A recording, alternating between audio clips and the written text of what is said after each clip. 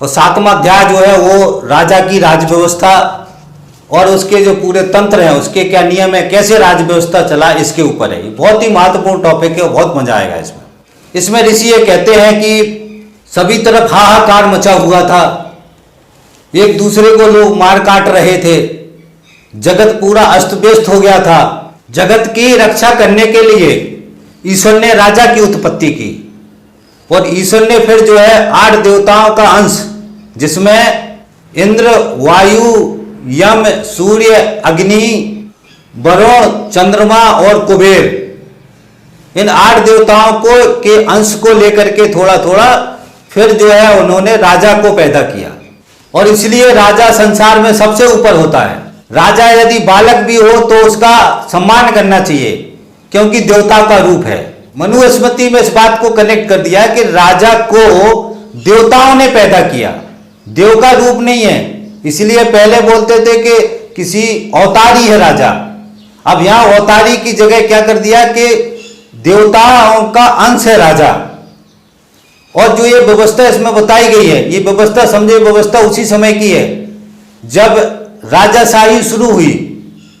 राजाशाही शुरू हुई, ये कब हुई थी? ये उत्तर वैदिक काल के आखिरी में, जब राज व्यवस्था शुरू हुई, राजाशाही शुरू हुई। उसके पहले कबीले थे। जैसे ही आर्य खेती करने लगे, आर्य पहले जो है पशुपालन करते थे, तो पशुपालन में वो अलग अलग जगह रहते थे। और जैसे ही खेती शुरू हुई तो उन्होंने एक जगह रहना शुरू किया, फिर भूमि पे कब्जा किया। उसके बाद से भूमि का महत्व बढ़ा, फिर वहां से राज्य बने तो फिर राजा और ताकतवर बने। तो ये वो समय था जब राजाओं की उत्पत्ति हुई, राजा पैदा हुए। जो जन थे, जन से जनपद बने, जनपद से महाजनपद बने, महाजनपद से साम्राज्य बना। मैंने पिछले वीडियो है मेरे, आपसे अपील है कि जो पीछे के दर्शन के वीडियो हैं उनको आप सुन लें, उसमें पूरी थ्योरी है। तो उसी समय का है, तब फिर राजाओं का ताकत बना और राजा पैदा हुए। तो साथी हमको समझना है, ये जो मनुस्मृति में लिखा हुआ है कि ये मनु ने उस समय का समझा, ये उस समय का नहीं था। ये इस समय का था जब इलाही व्यवस्था से राजाशाही की व्यवस्था शुरू हुई। उस समय की स्थिति जो उत्तर वैदिक काल में यदि हम अंदाजा लगाते हैं तो 1000 ईसा पूर्व के नीचे, 600, 700, 800, 900 ईसा पूर्व के अंदर की इसी समय का बात है। ये साथी हमको अच्छी तरीके से ध्यान रखना है। ऐतिहासिक तथ्य हैं जिसके बाकायदा प्रमाण हैं। उसके बाद ऋषि कहते हैं कि ब्रह्मा ने दंड का निर्माण किया, दंड का, भय का। ये बहुत ही महत्वपूर्ण तथ्य साथी, इसको हमको ध्यान रखना है कि डर और लालच की जो थ्योरी मैं बार बार आपको बताता हूं, 2 तत्व बहुत ध्यान रखने हैं। डर और लालच की थ्योरी से ही ये सारी थ्योरी कनेक्ट हैं, उसी से सारी थ्योरी चल रही हैं। इसलिए इसमें कहा गया है, ऋषि कहते हैं कि ब्रह्मा ने दंड पैदा किया और दंड से ही सारे चीजें निमित्त होती हैं। दंड से लोग धर्म को मानते हैं, दंड से लोग सृष्टि को मानते हैं, दंड से लोग राजा को मानते हैं, दंड से लोग राज व्यवस्था को मानते हैं, दंड से ही लोग अपनी व्यवस्था को, सब लोग अपने अपने सिस्टम से काम को दंड के डर से करते हैं, दंड के भय से करते हैं। इसलिए ब्रह्मा ने दंड को पैदा किया और दंड को राजा को दिया राज व्यवस्था को चलाने के लिए, ताकि राजा उस दंड के भय से, दंड के डर से इस पूरी शासन व्यवस्था को, राज व्यवस्था को, वो धर्म को चला सके।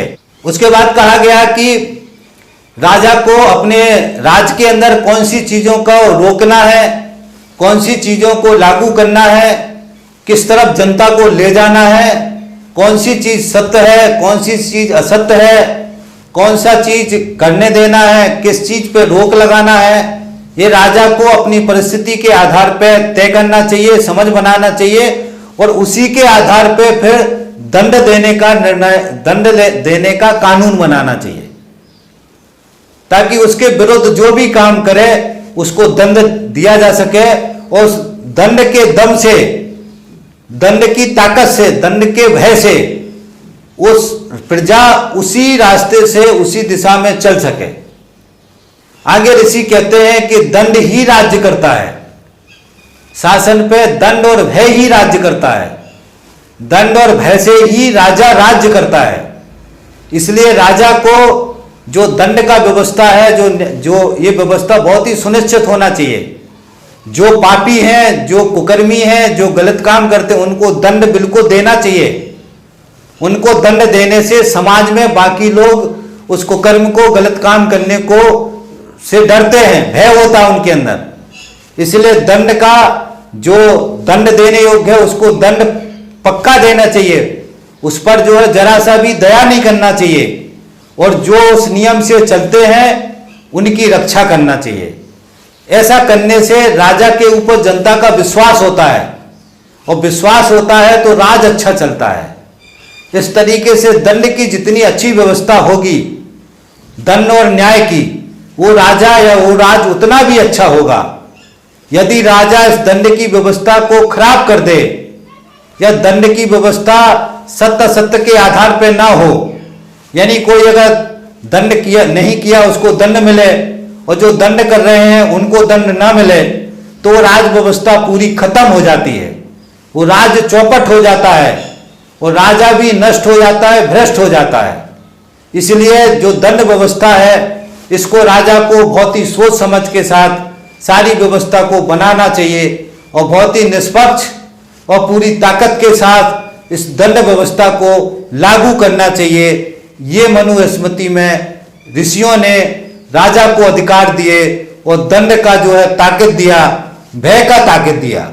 और आगे ये भी कहा गया कि जितने देवता हैं, दानव हैं, जिस तरीके के अलग अलग प्रकृति के जो सारे सिस्टम है, देवता हैं, तो सारे देवता सारे सिस्टम में ये डर के, भय के कारण ही उसको मानते हैं। तो देवता भी डर और दंड और भय के कारण ही नियम से चलते हैं। मनुष्य तो छोड़ दीजिए, देवता भी भय और डर के कारण से, दंड के डर के कारण से नियम से चलते हैं, नहीं तो देवता भी नियम से ना चलें।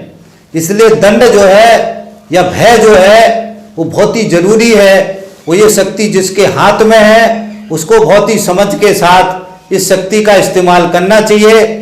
इसी शक्ति से राजा अपनी राज व्यवस्था का रूप बनाता है। राजा अपनी राज व्यवस्था को अपने नियम से, अपने संयम से, अपने विचार से इस राज व्यवस्था को चलाता है। इसलिए दंड का और भय का जो हथियार है, इसको बहुत ही सही तरीके से पूरी ताकत के साथ राजा को इस्तेमाल करना चाहिए। उसके बाद कहते हैं कुछ मूर्ख राजा होते हैं। अब देवताओं ने राजा को पैदा किया तो मूर्ख क्यों हो जाता है वो? कुछ मूर्ख राजा होते हैं जो ये सारे सिस्टम को नहीं मानते हैं।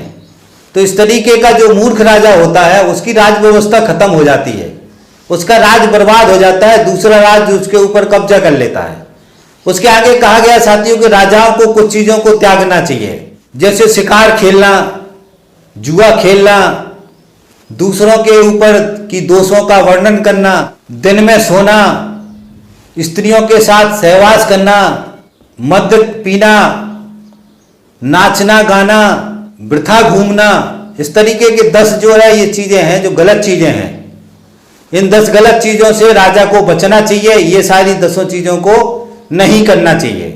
वो 8 चीजें ऐसी हैं जो क्रोध पैदा करती हैं, तो इनसे भी राजा को बचना चाहिए, जिसमें मद्यपान, दारू पीना, शराब पीना, मद्य पीना, जुआ खेलना और स्त्रियों के साथ जो संबंध बनाना और आखेट, ये 4 बहुत ही दुखद हैं। ये 4 चीजें जिनसे बहुत ही ज्यादा क्रोध होता है, परेशानी होती है और राजा भटक जाता है, असली मकसद से भटक जाता है। तो राजा को ये सारी चीजें नहीं करनी चाहिए। अब इसके आगे आता है साथी कि राजा को अपने मंत्री कैसे बनाने चाहिए, क्योंकि मंत्री बहुत ही अहम रोल था मंत्रियों का। तो उसमें कहा गया है कि राजा का जो कुल से, कई कुलों से जो सेवक हैं, जो उसके वंश के सेवक हैं, उन्हीं को जो है मंत्री बनाना चाहिए, और वो विद्वान हों, जानकार हों, ऐसे लोगों को मंत्री बनाना चाहिए। उसके साथ में इसमें 2 चीजें क्लियर हैं कि ब्राह्मण और क्षत्रिय ही मंत्री बनेंगे, जिसमें ब्राह्मणों के लिए एक उचित स्थान देना है, और वो ब्राह्मण राजा को वेदों का ज्ञान दें, बाकी चीजों का ज्ञान दें, राज व्यवस्था के चलाने का ज्ञान दें। इसमें भी कहा कि इन मंत्रियों में विशिष्ट ब्राह्मण हों और राजा को जो जितने भी मुख्य काम हैं, संधि करना, युद्ध करना, कुछ भी नियम बनाना, तो इन ब्राह्मणों से मंत्रणा पक्के में करना चाहिए। जब तक इनसे मंत्रणा करके ये हरी झंडी नहीं देते हैं, तब तक आगे राजा को उस मुद्दे पे आगे नहीं बढ़ना चाहिए। मतलब राज व्यवस्था का जो दिमागी कंट्रोल है वो ब्राह्मण के हाथ में होना चाहिए। ये बहुत ही अच्छी तरीके से, बहुत ही विस्तार से लिखा हुआ है। तीसरा जो है राजदूत। राजदूत जो है का बहुत ही महत्वपूर्ण पद था उस समय, क्यों राजदूत ही दूसरी जगह राजाओं से मिलके संधि करना, जोड़ना तोड़ना, लड़ाई का समझौता कराना या फिर लड़ाई करवाना, ये सब राजदूत के हाथ में होता था। तो उसमें कहा गया कि राजदूत बहुत ही विशिष्ट व्यक्ति को रखना चाहिए, जो बिल्कुल खास हो, पात्र हो, बहुत बुद्धि वाला हो, दिमागदार हो, ऐसे ही व्यक्ति को राजदूत रखना चाहिए। तो इस प्रकार से राजा की जो व्यवस्था थी उसके 3 प्रमुख अंग थे। वो एक सेनापति, सेना का जो मुखिया होता था, जिसके अधीन पूरी दंड की व्यवस्था उसी के अधीन होती थी। राजा दंड देता था, दंड देने का काम सेना का था, सेनापति का था। और दूसरा जो हिस्सा है वो कोष है और राज्य है, तो राजा के अधिकार क्षेत्र में था, राजा उसका ऊपर कंट्रोल करना है। और तीसरा था दूत, जो राजदूत है, वो जो है संधि विग्रह, जो ये सारी चीजें करना, वो राजदूत के अंदर में आता है। इसलिए 3 अंग उस समय राजाशाही के 3 अंग थे जो प्रमुख थे, जिसमें प्रमुख व्यक्तियों को रखना चाहिए। इसके बारे में बहुत विस्तार से बात की गई है। इसी के साथ में साथियों अब आगे बढ़ते हुए कहते हैं कि राजा को अपने रहने की व्यवस्था, जिसमें किले, दुर्ग बनाने चाहिए। ये दुर्ग जो है 6 प्रकार के बनाने चाहिए। पहला धनु दुर्ग, मही दुर्ग, जल दुर्ग, वृक्षा दुर्ग, नृ दुर्ग और गिरि दुर्ग, जो है 6 तरीके से राजा को किले बनाना चाहिए। अब इस दुर्गों में भी कहा गया जो शुरू के 3 दुर्ग हैं, उसमें पशु पक्षी जानवर, तालाब, इस तरीके की सारी चीजें बनानी है। वृक्षा दुर्ग है, उसमें बानर, पशु पक्षी ये सारे रहने हैं। जो गिरि दुर्ग है उसके अंदर राजा और देवता रहने हैं। और इन दुर्गों के अंदर उच्च जाति के, उच्च बुद्धि वाले व्यक्तियों को काम संभालने के लिए, उसकी रक्षा के लिए नियुक्त करना चाहिए। उसके बाद राजा को अपनी जो जाति है उसी के जाति की एक अच्छी परिवार की कन्या से विवाह करना चाहिए और विवाह के साथ में उस पत्नी को अपने साथ रखना चाहिए। अब आगे ऋषि कहते हैं कि क्षत्रिय धर्म के अनुसार जो राजा है वो जब युद्ध होता है, चाहे कंबल हो, चाहे अधिक बल वाले से हो या संबल वाले से हो, उसको पीठ नहीं दिखाना है, उसको पीठ मोड़ के या छुप के कायर होके वापस नहीं आना है। जो राजा है, क्षत्रिय का कर्तव्य है युद्ध से पीठ नहीं दिखाना है, युद्ध से मोह नहीं मोड़े, प्रजा की रक्षा के लिए अपनी जान भी कुर्बान हो जाए तो भी क्षत्रिय को करना है। यही क्षत्रिय धर्म है। और इसके बाद से जो राजा है वो सीधा स्वर्ग में जाता है और स्वर्ग में उसको, राजा को विशेष स्थान मिलता है। उसके बाद आगे ऋषि कहते हैं कि राजा शास्त्र के अनुसार जो उसके कर्मचारी हैं उनसे, उनको नियुक्त करके जो जनता है उनसे निश्चित कर लेने की, वार्षिक कर लेने की, अलग अलग तरीके से कर लेने की व्यवस्था को सुनिश्चित करे और उस व्यवस्था के आधार पर वो कर्मचारी आम जनता से ईमानदारी के साथ कर वसूल करके, इकट्ठा करके राजकोष में जमा करें। और ये कहा गया कि गुरुकुल से जो ब्राह्मण लौटते हैं उनकी राजा को पूजा करनी चाहिए और ब्राह्मणों को दान देना चाहिए। ब्राह्मण जो है किसी को नहीं छोड़ रहे हो, राजा भी उनकी पूजा करना है। सारे उनके जो ब्राह्मण के जितने भी नियम है वो हर जगह बहुत ही बार लिखे हुए हैं। हर जगह जहां भी मौका मिलता है यहाँ ब्राह्मण की पूजा करनी है। तो इस तरीके से ब्राह्मण अपनी जो व्यवस्था है उसको सुनिश्चित करने के लिए अपना दिमाग लगाना कहीं भी बंद नहीं करते। उसके बाद इसी कहते हैं कि राजा जो क्षत्रिय उसको क्षत्रिय धर्म का पालन करना चाहिए। इसके आधार पर यदि कोई राजा रथ के नीचे खड़ा है तो उसको नहीं मानना चाहिए, कोई नपुंसक है उसको नहीं मानना चाहिए, कोई हाथ जोड़े खड़ा हुआ है उसको नहीं मानना चाहिए, कि कोई राजा है जिसके हाथ में हथियार नहीं है तो उस राजा को भी नहीं मानना चाहिए। इस तरीके से बहुत सारे नियम है जो है उसको समझाए क्षत्रिय को कि नियमों का ध्यान देना है, इसी के आधार पे किसी का वध करना है। जो सरेंडर कर देता है, जो राजा सरेंडर कर देता है, उसको नहीं मानना है। इस तरीके से सारे नियमों को, युद्ध के नियमों को ऋषियों ने राजा को समझाया। अब यहां से कहा गया शासन व्यवस्था कैसे चलानी है, जिसके लिए कहा गया कि आपको पूरे गांव-गांव में अधिकारी नियुक्त करने हैं, गांव से फिर ब्लॉक में करने, ऐसे अलग अलग खंडों में सारे अधिकारी नियुक्त करने हैं और उन अधिकारियों को अलग अलग तरीके से जिम्मेदारियां देनी है राज व्यवस्था के अंदर। इसमें कहा गया प्रत्येक गांव में एक अधिकारी, 10 गांव का एक अधिकारी, फिर 100 गांव का एक अधिकारी। गांव का जो नियुक्त होगा ग्रामाधिपति, देश का जो होगा उसको देश ग्रामाधिपति कहा जाएगा। तो जो प्रत्येक गांव में ग्रामाधिपति नियुक्त किए जाएंगे, उनकी जिम्मेदारी होगी कि वो गांव के हर व्यक्ति से रोजाना जो सामान है, कर के रूप में वो सामान है, जो वस्तु है, उसको इकट्ठा करके राजा के पास तक पहुंचाए, जिसमें ग्रामवासियों से अन्नदान और ईंधन, लकड़ी, चारा, ये सारी चीजें जो प्रतिदिन इकट्ठी करनी है और इकट्ठी करके राजा के पास पहुंचाना है। तो ये समझे कि उस व्यवस्था में कर क्या था जनता के ऊपर। जो चारा इकट्ठा करते थे उसका एक हिस्सा राजा को देना है, जो अनाज उगाते थे उसका एक हिस्सा राजा को देना है, जो लकड़ियां इकट्ठे करते थे वो लकड़ियों का एक हिस्सा राजा को देना है। मतलब प्रतिदिन आप जो भी कमाते हो उसमें से एक हिस्सा राजा को देना है कर के रूप में। और जो ग्रामाधिपति था उसकी जिम्मेदारी है कि सारा वसूल के इकट्ठा करके फिर राजा के पास भेजे। तो ये कर की व्यवस्था है, इसको समझना हमको कि राजा कैसे आम जनता के ऊपर कर लेकर के राजा उनका शोषण करते थे। अब इसमें बताया गया कि जो एक ग्रामाधिपति, 20 गांव का अधिपति, 100 गांव का अधिपति, ये जो नियुक्त किए गए थे, इनको कहा गया कि अपनी जीवन चलाने के लिए राजा से कुछ जमीन ले लें, इतनी जमीन ले लें और उस जमीन से जो चीज पैदा हो उसको वो रखें या उस पर वो खेती करें ताकि उससे वो अपना जीवन का गुजारा कर सकें। इसमें कहा गया कि जो ग्रामाधिपति है उसको एक कुल का मतलब ये है साथियों कि उस समय में 6 बैलों से हल चलता था। तो जो 6 बैलों का हल है, वो 6 बैलों का हल 2 हल मिला करके जितना जमीन जोत देंगे वो एक कुल जमीन है। 2 हल मिला करके जितना जमीन जोत लेंगे वो जो है एक कुल जमीन है। तो ये कुल का फार्मूला, जमीन का फार्मूला है, जिसको हमको ध्यान रखना है, क्योंकि कुल में बार बार बोलूंगा। 20 गांव का जो अधिपति है उसको 5 कुल। इस प्रकार से जो है जो अधिकारी है वो अलग अलग जमीन लेकर के अपना जीवन यापन के लिए राजा से जमीन लेकर के अपना जीवन यापन करें। साथियों, ये जो जमींदारी की व्यवस्था, जमींदारी की परंपरा यहीं से पैदा हुई। अपने वेतन के लिए उन्होंने कुछ जमीन ली, फिर और जमीन ली। इस तरीके से जमीन बढ़ते हुए जो ये राजा के जो चेले चपाटे थे ये बड़े बड़े जमींदार बन गए। और राजा के जो ये थे ये उच्च जाति के लोग थे। ये हमें ध्यान रखना है कि राजा की राज व्यवस्था के जो भी अधिकारी हैं ये उच्च जाति के हैं।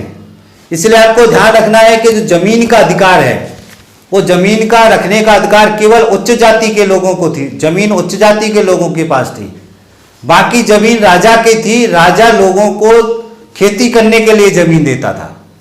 तो इस तरीके की जमीन की व्यवस्था थी जिसको उस समय की राज व्यवस्था में इस तरीके से चलाया जाता था। उसके अलावा साथ ही इसमें था कि कर्म के आधार पर जो कर्मचारी नियुक्त करें उनको जो है अलग अलग तरीके से फिर उनको मजदूरी दें। साधारण कर्मचारी को 1 पड़, जो अच्छे कर्मचारी है उनको 6 पड़, और प्रत्येक माह 1 द्रोण, और हर 6 महीने में 2 जोड़ी वस्त्र। ये कर्मचारियों का वेतन था। अब जो द्रोण बताया उसका फार्मूला क्या है, क्योंकि उस समय अन्न मिलता था। 8 मुट्ठी का 1 किंचित होता था, 8 किंचित का 1 पुष्कल, और 4 पुष्कल का 1 आठक, और 4 आठक का 1 द्रोण। ये उस समय अनाज को नापने के फार्मूले थे। इसमें साथ ये भी कहा है कि राजा कहीं से युद्ध जो जीतता है तो युद्ध में जीत के जो लाता है, जो धन धान्य होता है, उसमें से जो मुख्य चीजें, रथ हो गया, सेना होगी, हाथी घोड़ा हो गए, ये राजा के होते हैं। दासी और स्त्रियां, दासी स्त्रियां भी जीत के लाई जाती थी। तो दासी और स्त्रियां जो है राजा के पास रहती थी, वो राजा तय करता था उनका क्या करना है। इसके अलावा जो धन है वो जो लेके आता था दूसरे राज्य से, तो उसको पूरे राजाओं के जो अधिकारी हैं या जो सेना है उनमें सब में बांटना चाहिए, ताकि उनके अंदर ही भी एक खुशी का माहौल पैदा हो। इससे साथ ही जो स्त्री और दासी का जो इसमें प्रसंग आया है, उससे ये समझ में आता है साथियों कि स्त्रियों का और दासियों की बहुत दयनीय स्थिति थी। राजाशाही में स्त्रियों की बहुत बुरी हालत थी, स्त्रियों का कोई वजूद नहीं था। जो दासी हैं, दासियों का तो कोई मतलब नहीं था, दासी तो दासी हैं।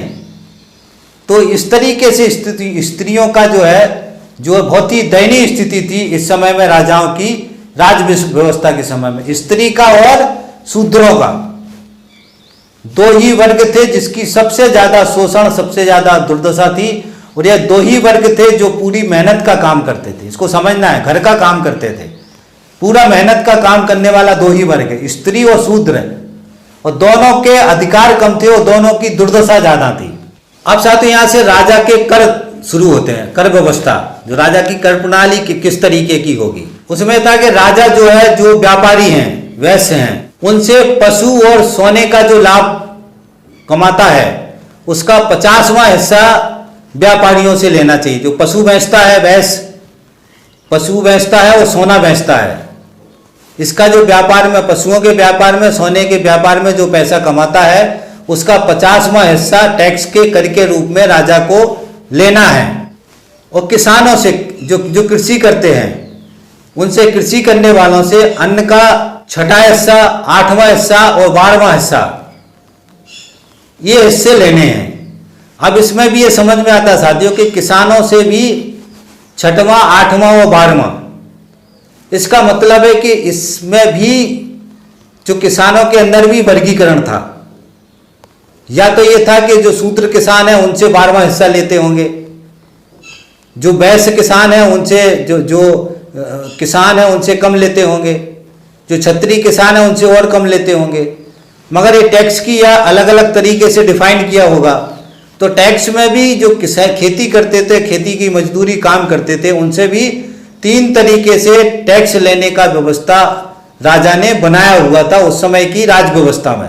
उसके अलावा ये कहा गया साथी कि हर वस्तु में, बाजार का जितना भी वस्तु है जो आदमी इधर से उधर लेता है, जैसे पेड़, मांस, मधु, घी, गंध, औषधि, कंदमूल, फल, पत्ते, साग, चमड़ा, लकड़ी, बांस के बर्तन, मिट्टी के बर्तन, जितना भी बाजार में जो भी इधर उधर होता है उस सब में से कुछ ना कुछ हिस्सा लेना है। वो तो पैसा आएगा उसका 8वां हिस्सा राजा को देना है। समझ में आता कि इसमें टैक्स भी हर वस्तु पे टैक्स था राजा का, इसका 8वां हिस्सा मुनाफे का राजा को देना है। मगर इसमें सब में मुनाफे का हिस्सा है।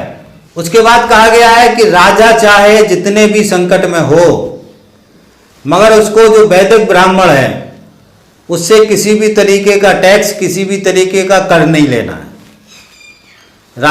ब्राह्मण के पास जो भी है वो सब टैक्स मुक्त है, और ब्राह्मण को किसी भी तरीके का टैक्स या कर या उसका सामान कुछ भी नहीं लेना है। उसके साथ ही कोई भी ब्राह्मण भूखा ना सोए, ये राजा की जिम्मेदारी है। उसको खाने को देना है, उसकी रक्षा करनी है, उसका सम्मान करना है, उसकी पूजा करनी है।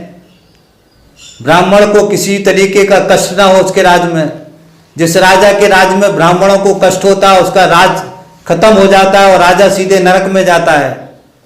तो ब्राह्मणों ने अपनी भी यहाँ व्यवस्था की हुई है राजा को डरा करके, इसका भी हमको ध्यान रखना है। अब इसके साथ में ये आगे आया कि कर कैसे लें, जो कर आगे तय किया है उसको किस तरीके से लें। तो जो व्यापारी हैं इनसे मासिक कर लें, जितने इस तरीके व्यापारी हैं जो अलग अलग व्यापार करते हैं उनसे जो है मासिक कर लें। और सामान का अलग है। बाकी जो मजदूर हैं जिनके पास कुछ नहीं है, जो मजदूरी करते हैं, खुले मजदूरी करते हैं, काम करते हैं, उनसे कर के रूप में महीने में 1 दिन उनसे काम कराएं। मतलब महीने में 1 दिन वो फ्री में राजा के यहाँ काम करें, राजा के कहने से काम करें, तो वो उनका टैक्स हो गया। मतलब वो फ्री में काम करके राजा को टैक्स दे रहे हैं। तो जो गरीब आदमी है उससे भी टैक्स ले रहे थे राजा, और वो अपने मेहनत काम करा के उनको, एक दिन काम करा के उनसे टैक्स के रूप में उनसे काम करा रहे थे।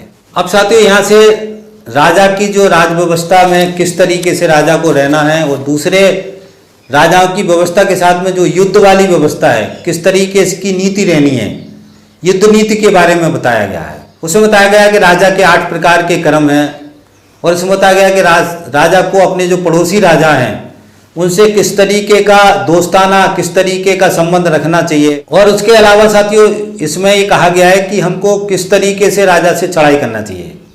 ये बहुत ही विस्तार में है क्योंकि हमारे अभी किसी काम का नहीं है, इसलिए इसके विस्तार में मैं नहीं जा रहा हूँ। बहुत तरीके के मित्र हैं, बहुत तरीके के दोस्त हैं, किस तरीके से दोस्ती करना है, किस तरीके से लड़ाई करना है, किससे लड़ाई करना है, किससे लड़ाई नहीं करना है, बहुत विस्तार में है ये।